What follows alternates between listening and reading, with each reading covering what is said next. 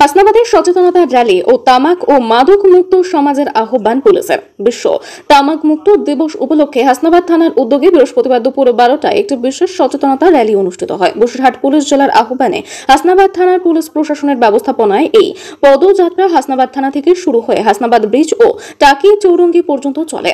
আর drug নয়, মাদক মুক্ত সমাজ গড়ে তোলে স্লোগানে মুখরিত এই সচেতনতা র্যালিতে অংশগ্রহণ করেন হাসনাবাদ থানার ভারপ্রাপ্ত আইসি গোপাল বিশ্বাস সহ প্রশাসনিক আধিকারিকরা। সাধারণ মানুষের মধ্যে তামাক, ড্রাগ ও মাদক সেবনে ক্ষতিকর দিকগুলি তুলে ধরে সচেতনতা বাড়ানোর চেষ্টা করা হয়।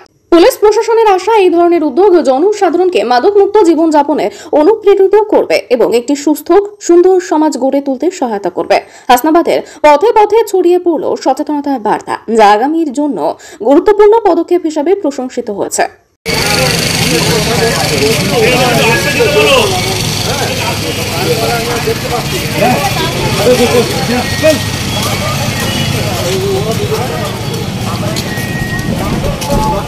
দেখা হয়নি